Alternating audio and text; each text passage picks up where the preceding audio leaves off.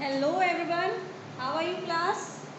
कैसे हैं आप सब children. Today we start the new topic that is the structure of atom. Right, structure of atom के बारे में हम डिस्कस करेंगे। देखिए, हम लोग ने लास्ट क्लास में क्या डिस्कशन किया था। लास्ट क्लास में हम बात कर रहे थे that is the chemical reactions and equation which is the first chapter of class 10th, right? And in today's class we are talking about the structure of atom. Okay children, so what is the structure of atom? देखिए, atoms के concept को समझने से पहले हम आपको ये बात करेंगे, हम इसके बारे में डिस्कस करेंगे कि जो स्ट्रक्चर ऑफ एटम है इसकी नीड, इसकी रिक्वायरमेंट क्या हुई। Okay, now see structure of atom में देखिए, सबसे पहले अगर हम सिलेबस की बात करें आपकी, तो सिलेबस में देखिए स्ट्रक्चर ऑफ एटम हमें क्लास 9th स्टैंडर्ड में भी पढ़ाया जाता है, as well as structure of atom आपको क्लास 11th स्टैंडर्ड में सेकेंड चैप्टर में पढ़ाया जाता है, that is the class 11th standard. It may be any board और it may be the competition, right. Competition, आपका कॉम्पिटेटिव बेस की बात करें, structure of atom is one of the most important topic. Okay children, it may be the IIT JEE, it may be the NEET exam, okay, as well as in your board exam, and this chapter is also come in the class 9th standard. Okay, so first of all we understood what is the structure of atom. ठीक है, पहले आज हम discuss करेंगे कि structure of atom, atoms के बारे में हम क्यों डिस्कस कर रहे हैं, मतलब ये एटम है क्या। Okay guys, now first of all I would like to say that इस वीडियो को आप शेयर करिए, इस वीडियो को आप उन तक शेयर करिए जो प्रिपरेशन कर रहे हैं, ये उनके लिए भी बेनिफिशियल होगा। It may be for class 11th standard as well as आपको ये सारे कॉन्सेप्ट, ऐसा नहीं है कि अगर हम क्लास 9th स्टैंडर्ड में स्ट्रक्चर ऑफ एटम पढ़ते हैं तो वहाँ पे एटम का मतलब कुछ और होता है, और अगर हम यही structure of atom class 11th standard में पढ़ते हैं तो उसकी मीनिंग चेंज हो जाती है। It is not possible, right. हर जगह आपको जो बेसिक कॉन्सेप्ट कहता है, कॉन्सेप्ट वही रहेगा। तो आज हम सबसे पहले कॉन्सेप्ट की बात करेंगे कि ये स्ट्रक्चर ऑफ एटम, एटम्स के स्ट्रक्चर के बारे में हमने क्यों बात करी। Right guys, now come to the topic. अब यहाँ पे देखिए कि स्ट्रक्चर ऑफ एटम, ये एटम का स्ट्रक्चर आया कहाँ से। As we all know children, the non living thing is all made up of the matter. We all know all the things are matter. सब चीज़ क्या है, मैटर है। And we can say that, or we can define what is matter. So matter is anything which can occupy space and have their own mass, जिसका खुद का मास हो और कह सकते हैं जो पर्टिकुलर स्पेस को कवर करे। For example, when I am taking the example, suppose करिए कि अगर हमें कहना है कि कौन सी चीज़ मैटर है, suppose this marker is a matter, human body is a matter. कोई भी पर्सन है वो मैटर है, बिकॉज उसका एक खुद का मास है और वो एक पर्टिकुलर स्पेस को कवर करता है। इट्स अ मैटर ना, राइट। अगर हमने सपोज करिए आपके पास आसपास आप जितनी भी चीज़ देख पा रहे हैं, whether it is your book, your copy, your pen, your rough, it may be your box, everything is called as an matter. Why? Because it can cover the specific space as well as their own mass. Okay children, now come to the definition of the matter, that is, what is matter? That anything which occupies, or matter is anything, matter is anything, वो कोई भी चीज, the matter is anything that has mass, that has mass and taking up a space. Okay children, are you able to understood? सबसे पहले हमें ये पता चल गया मैटर क्या है। मैटर वो कोई भी चीज़ है जिसका एक खुद का मास हो और वो एक पर्टिकुलर स्पेस को कवर करे, वो चीज़ मैटर है, राइट।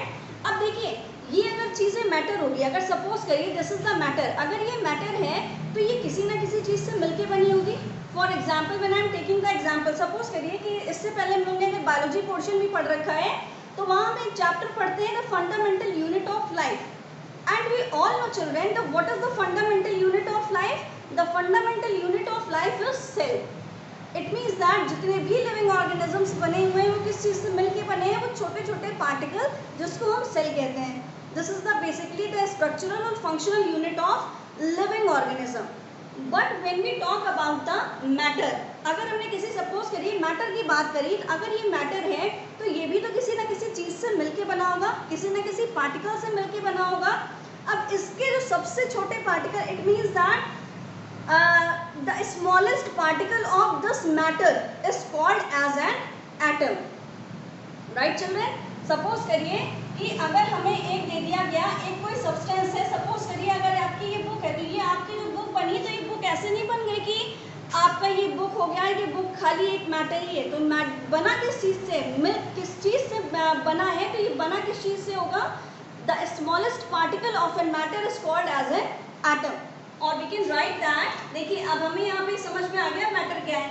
नेक्स्ट हम बात करेंगे कि जो मैटर है, ऑल द मैटर्स, ऑल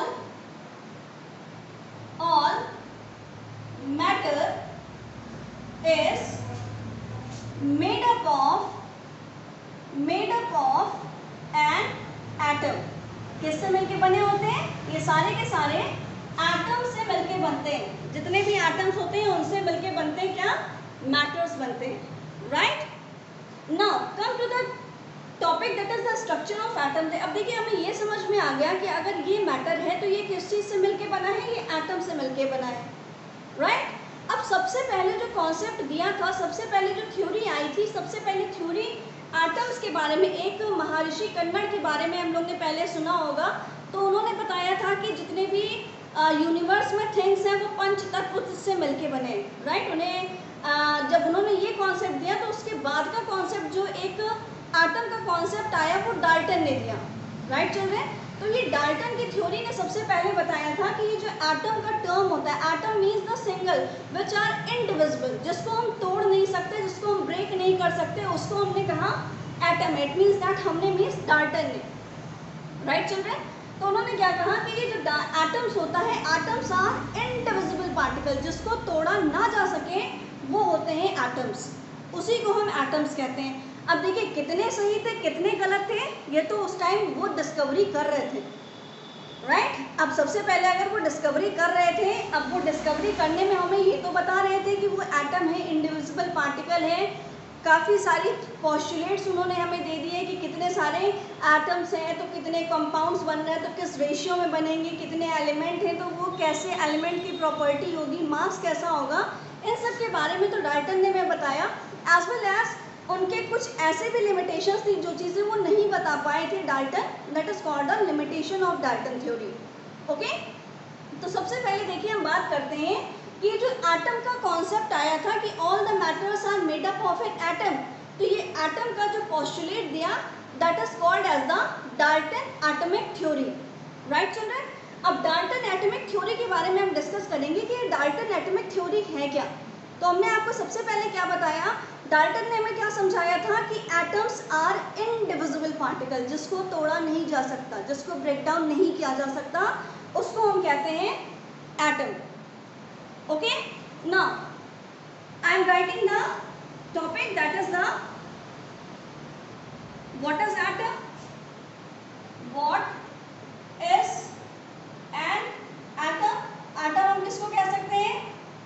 अब देखिए क्वेश्चन आता है ना, what is an atom, atom क्या है. तो एटम के हम डिफिनीशन कैसे देंगे कि एटम क्या कह सकते हैं. तो atom is the indivisible particle, और we can say that atom is considered as the smallest indivisible particle of a matter. Atom is an atom is considered as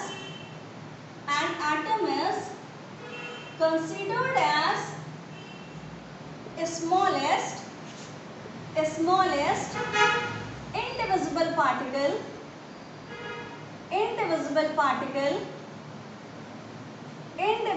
particle of a matter, right, which take part in the chemical reaction, जो chemical reaction में part लेता है. Okay children. जो indivisible हो और chemical reaction में participate करे, which can We can also write which can participate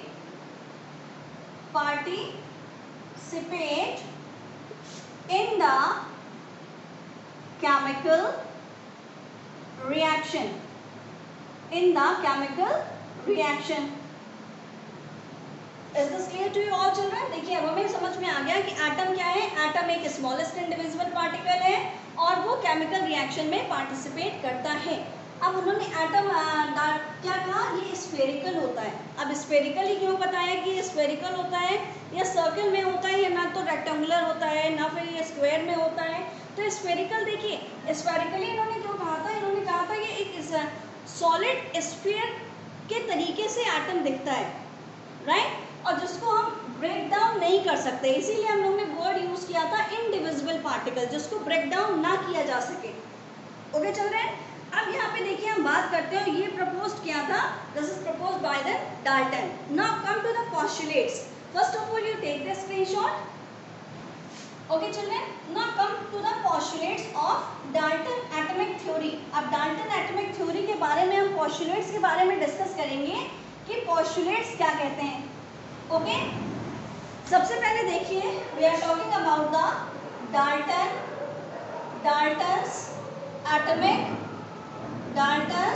atomic theory. And this Dalton atomic theory we understood some postulates. उन्होंने क्या postulates दिए थे उसके बारे में हम बात करेंगे. वन बाय वन करके हम डिस्कस भी करेंगे और postulate लिख भी लेंगे. Okay children, now come to the first postulate, that is the atom is considered as the hard, dense and the smallest individual particle of a matter. Atom is considered as hard, dense and the smallest individual particle. And the smallest indivisible particle of a matter. Right, ये पहला word हमें समझ में आ गया, पहला postulate समझ में आ गया कि एटम क्या है. एटम एक हार्ड सब्सटेंस है, डेंस है, स्मॉलेस्ट इनडिविजिबल पार्टिकल है. एक ऐसा छोटा सा पार्टिकल है जिसका जो हार्ड होगा, डेंस होगा और क्या चीज होगा, this is the particle of a matter, individual particle of a matter. Is this clear? ये समझ में आया कॉन्सेप्ट कि एटम क्या है. Atom is considered as a hard, dense and the smallest individual particle of a matter. Now come to the second postulate, that is each element consist of a unique kind of atom. Each atom consists of a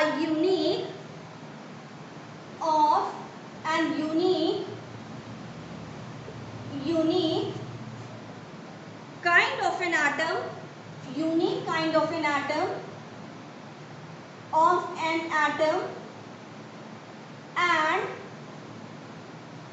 and have identical atom.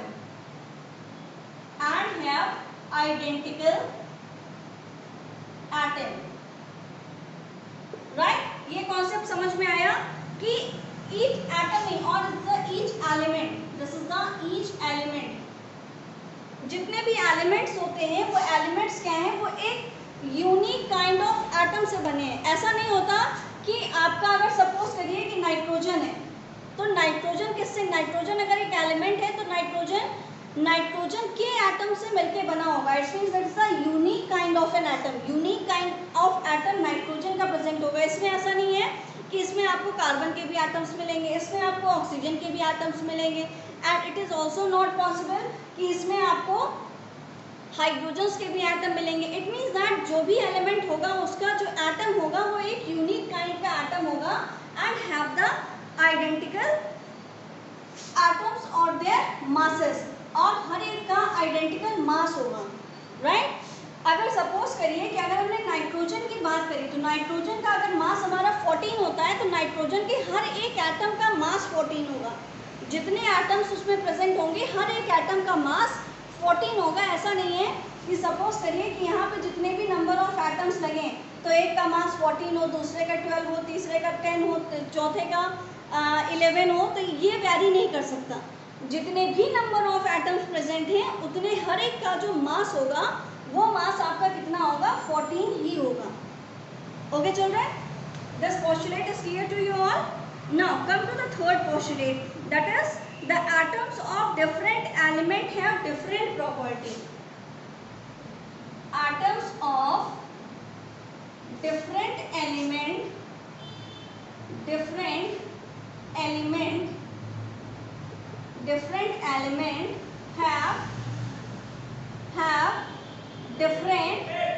have different property. What I want to say, अब देखिए यहाँ पे हम क्या कह रहे हैं कि जितने भी आपके एलिमेंट्स होंगे, डिफरेंट एलिमेंट, सपोज करिए अगर हमने कार्बन ले लिया, हाइड्रोजन ले लिया, नाइट्रोजन ले लिया, व्हाटएवर, कोई भी अगर हम एलिमेंट ले लें, हर एक एलिमेंट के जितने भी उसमें एटम्स प्रेजेंट होंगे, सपोज करिए एक कुछ कार्बन के एटम्स हैं एंड इन हाइड्रोजन के एटम्स होंगे और यहाँ पे नाइट्रोजन के एटम होंगे। नाइट्रोजन एलिमेंट में तो नाइट्रोजन के एटम्स ही प्रेजेंट होंगे, राइट। अब हर एक एटम की प्रॉपर्टी चेंज होगी। जैसे अगर हम हाइड्रोजन एटम की बात कर रहे हैं तो हाइड्रोजन एटम में हाइड्रोजन एटम की प्रॉपर्टी कार्बन के एटम की प्रॉपर्टी से वेरी करेगी। ओके, सपोज करिए अगर सेम घर में दो डिफरेंट सिबलिंग्स रहते, भाई बहन रहते, तो क्या सबका नेचर सेम है? इट इज नॉट पॉसिबल ना। इट मे बी पॉसिबल एक भाई जो है वो ज़्यादा गुस्सा करता हो एंड दूसरा भाई सॉफ्ट नेचर का हो, राइट। तो सेम कंडीशन होती है कि अगर हम किसी भी एलिमेंट के बारे में बात करते हैं तो डिफरेंट एलिमेंट के जो एटम होंगे उनकी प्रॉपर्टीज भी डिफरेंट होती है। कभी भी दो एलिमेंट्स के एटम्स की प्रॉपर्टी सेम नहीं हो सकती है, राइट। अगर हम एटम्स की बात करें, इनकी प्रॉपर्टीज की बात करें, तो हो सकता है इस एटम की जो प्रॉपर्टी है इनका नेचर हो बर्निंग नेचर का, राइट। सेम कंडीशन अगर हमने बात किया कार्बन एटम का, तो इट मे बी पॉसिबल कि कार्बन एटम की पॉसिबिलिटी हो, कार्बन एटम की टेंडेंसी हो या प्रॉपर्टी हो, वो एलोट्रॉप्स बना सकते हैं। As we all know carbon के एलोट्रॉप्स प्रेजेंट होते हैं। ओके, तो ये डिफरेंस होता है। ये तीन पोस्टुलेट्स के बारे में हमने डिस्कस किया। Is this clear to you all children? सबसे पहले आप ले लीजिए इसका स्क्रीनशॉट, फिर हम नेक्स्ट पोस्टुलेट के बारे में डिस्कस करते हैं। ले लिया सभी बच्चों ने? Okay, now come to the next part. अब नेक्स्ट पोस्टुलेट के बारे में देखिए हम बात करेंगे। नेक्स्ट पोस्टुलेट के बारे में, नेक्स्ट पोस्टुलेट क्या कहता है? All the atoms of a given element, just wait, I am coming. First of all इसको रब कर दिया जाए।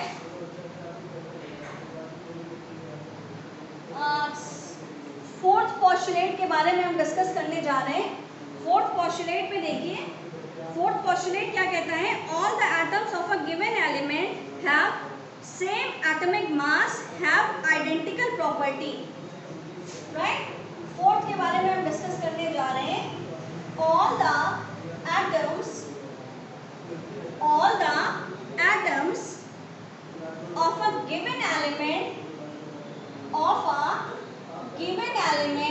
of a given element have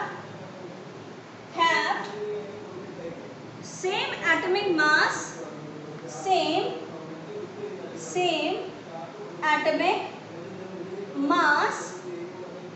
same atomic mass, have identical property, have identical properties, right। अब यहाँ पे देखिए, हमने कहा कि कोई भी अगर हमें एक एलिमेंट दे दिया गया, उसमें भी जितने भी एटम्स होंगे सबका एटॉमिक मास सेम होगा, राइट। और हर एक की हैविंग द आइडेंटिकल प्रॉपर्टी, और प्रॉपर्टीज भी सेम होगी। It is not possible. अभी हमने आपको बताया था, नाइट्रोजन का एग्जांपल दिया कि अगर ये नाइट्रोजन के एटम्स होंगे तो जितने भी एटम्स यहाँ लगे हुए हैं सारे के एटम्स में जितने भी नंबर ऑफ एटम्स है सबका एटॉमिक मास जो होगा वो बराबर होगा। इट मीन्स दैट अगर एक का 14 है तो यहाँ पे जितने भी एटम्स प्रेजेंट हैं वो सारे के सारे एटम्स का जो मास होगा वो 14 ही होगा। Okay children, now come to the identical property. Identical property means ये सब जितने भी नंबर ऑफ एटम्स प्रेजेंट है, it means that all the atoms जितने भी एटम्स प्रेजेंट हैं उन सब की प्रॉपर्टी भी आइडेंटिकल होगी। प्रॉपर्टी मतलब हर एक की प्रॉपर्टी सिमिलर होगी, ऐसा नहीं होगा इनकी नाइट्रोजन में ही अगर 5 एटम्स प्रेजेंट हैं तो 5 के पांचों की प्रॉपर्टीज भी वेरी करें। It is not possible. Okay children, is this clear to you all? Now come to the fourth postulate of Dalton's atomic theory. अब फिफ्थ पोस्टुलेट के बारे में हम डिस्कस करेंगे। तो देखिए फिफ्थ पोस्टुलेट क्या कहता है। फिफ्थ पोस्टुलेट आपका कहता है कि compound of a different element,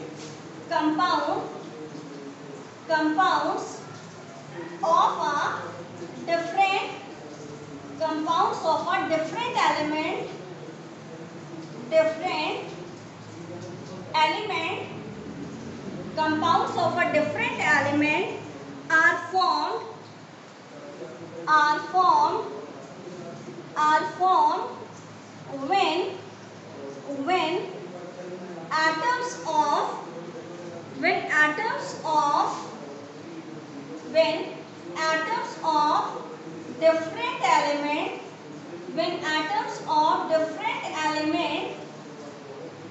when atoms of different element combined in the fixed ratio.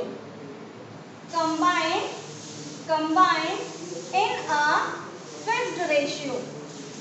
in a fixed ratio.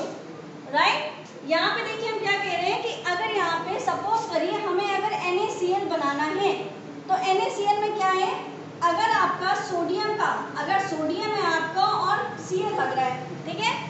अब सोडियम और अगर क्लोरीन लगेगा तो यहाँ पे एक फिक्स्ड रेशियो में ही ये लोग बनेंगे। अगर हमें यहाँ पे NaCl में 1 क्लोरीन चाहिए 1 सोडियम चाहिए तो इनका रेशियो भी फिक्स्ड होगा। ऐसा नहीं है कि आप इंडिया में पढ़ रहे हैं तो सोडियम क्लोराइड का फॉर्मूला NaCl है, आप बाहर जाके स्टडीज कर रहे हैं तो वहाँ पे आप कहेंगे सोडियम क्लोराइड का फॉर्मूला NaCl नहीं होता। It is not possible. Okay children, so it means that the compound of a different element, जितने भी डिफरेंट एलिमेंट प्रेजेंट होते हैं उनका जो फॉर्मेशन होता है उनमें जितने भी एलिमेंट कंबाइन हो रहे होते हैं उन सबका एक फिक्स्ड रेशियो ही प्रेजेंट होता है। फिक्स्ड रेशियो सपोज करिए when I am taking the next example that is water.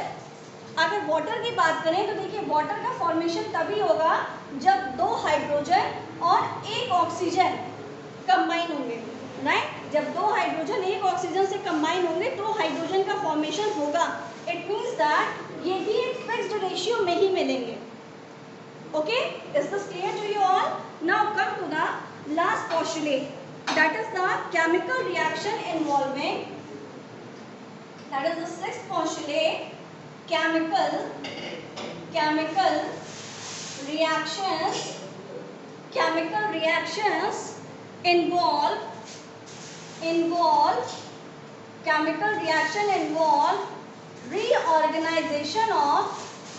reorganization of an atom। अब देखिए यहाँ पे हमने क्या कहा कि कोई भी केमिकल रिएक्शन होगी वहाँ पे एटम्स का रीऑर्गेनाइजेशन होता है।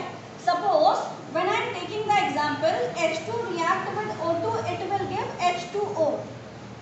बैलेंस कर दीजिए केमिकल रिएक्शन को। अब यहाँ पे देखिए हम बात कर रहे हैं कि H2 react with O2 it will give 2H2O, right. अब यहाँ पे अगर हम डिस्कस करेंगे तो देखिए H और O, हाइड्रोजन और ऑक्सीजन, ये दोनों जो 2 एलिमेंट हैं आपके, ये दोनों जब कंबाइन होंगे उन्हीं का रीऑर्गेनाइजेशन होता है। उनका मतलब हाइड्रोजन और ऑक्सीजन का ही रीऑर्गेनाइजेशन होकर नया कंपाउंड का फॉर्मेशन होता है। ऐसा नहीं होता कि हमने यहाँ लिया तो था हाइड्रोजन, रिएक्ट कराया ऑक्सीजन से, अब बन गया कार्बन। Is this possible? क्या ये पॉसिबल है कि हाइड्रोजन और ऑक्सीजन लेंगे और वो कार्बन बना देगा? It is not possible, right guys. ये कभी भी पॉसिबल नहीं है। जो आप रिएक्टेंट लेंगे प्रोडक्ट उन्हीं का बनता है। इसीलिए देखिए अभी हम लोगों ने जब केमिकल रिएक्शन एंड इक्वेशन मैंने आपसे डिस्कस किया था वहाँ पे भी हम डिस्कस कर रहे थे सबसे पहले कि जितने रिएक्टेंट आपके लेफ्ट साइड होंगे, इट मीन्स दैट जितने रिएक्टेंट होंगे प्रोडक्ट भी आपके उसी के बनते हैं। ऐसा नहीं है कि रिएक्टेंट आपने कुछ और ले लिया, प्रोडक्ट आपका कुछ और बन गया। लिया आपने कार्बन, बन गया nitrogen. It is not possible. तो डाल्टन का सिक्स्थ पोस्टुलेट यही था कि chemical reaction involve the reorganization of an atom. Is this clear to you all? So these are the 6 postulate of Dalton's atomic theory. Okay children, ये आपके 6 postulate हैं Dalton atomic theory के। अब यहाँ पे हमें ये तो समझ में आ गया नंबर ऑफ एटम्स के बारे में, कंपाउंड्स के बारे में कि कंपाउंड होंगे तो उनमें वहाँ पे फिक्स्ड होता है। हमें ये भी समझ में आ गया कि जितने भी एटम्स एलिमेंट में होते हैं उनका एटॉमिक मास सेम होता है, उनकी प्रॉपर्टीज आइडेंटिकल होती है। हमें ये भी समझ में आ गया कि एटम्स आर इनडिविजिबल। अब इतने सारी चीज़ें जो 6 पोस्टुलेट दिया था, बट डाल्टन ने अभी भी मिस्टेक करी, राइट? बहुत सी ऐसे कॉन्सेप्ट थे और हम कह सकते हैं कि इन्होंने कहीं भी आइसोटोप के बारे में डिस्कशन नहीं किया। इसको हम नेक्स्ट वीडियो में देखेंगे, नेक्स्ट लेक्चर में हम बात करेंगे। डाल्टन्स ने कहीं पे भी आइसोटोप्स के बारे में डिस्कस नहीं किया था। आप कल पढ़ के आएंगे कि what is the difference between isotope and isobar, right? Isotope और आइसोबार के बारे में डिस्कशन, डिफरेंस पढ़िए कि आइसोटोप और आइसोबार के बारे में हमने 6 पोस्टुलेट पढ़े, कहीं पे भी उन्होंने इसके बारे में डिस्कशन नहीं किया था। अब इसके बारे में डिस्कशन नहीं किया, और जो इनका कहना था एटम्स आर इनडिविजिबल, जिसको तोड़ा ना जा सकता हो, और ये भी इनका कहना गलत था। क्या एटम्स के बारे में तो बाद में इतनी डिस्कवरीज हुई, हमें पता चल गया एटम्स में भी प्रेजेंट होता है इलेक्ट्रॉन, प्रोटॉन और न्यूट्रॉन। अगर इलेक्ट्रॉन, प्रोटॉन, न्यूट्रॉन प्रेजेंट हो सकता है, it means that the atoms are divisible. तो ये थ्योरीज इनकी जो दी गई थी, उनको ही आगे जे थॉमसन इन सब के बारे में हम कल डिस्कस करेंगे कि उन्होंने बताया कि इलेक्ट्रॉन, प्रोटॉन और न्यूट्रॉन्स भी प्रेजेंट होते हैं एटम्स में, और we can say that atoms are divisible. Okay children, so this is all about your today's lecture. I hope you like this video. आप सभी को अच्छा लगा होगा। डाल्टन्स थ्योरी देखिए थोड़ा लेके चलते हैं ताकि आपको कॉन्सेप्ट समझ में आता रहे। ओके, तो आज हम लोगों ने डाल्टन एटॉमिक थ्योरी पढ़ी। कल हम बात करेंगे discovery of electron, proton and neutrons के बारे में। लिमिटेशंस आप पढ़ेंगे एक बार, और हम कल लिमिटेशंस भी डाल्टन्स के डिस्कस करेंगे। Okay children, first I would like to say that, सबसे पहले हम आपसे यही कहेंगे कि लास्ट में हम ये कहना चाहेंगे कि आप इस वीडियो को शेयर करिए उन तक जो कोचिंग अफोर्ड नहीं कर पा रहे हैं। ये ऐसा चैप्टर है आपका जो आपका मैंने आपसे बताया क्लास 9th स्टैंडर्ड में भी आपको काम आएगा, also beneficial to for class 11th as well as for your competitive exams. Okay children, this is all about your today's class. Thank you. Bye bye.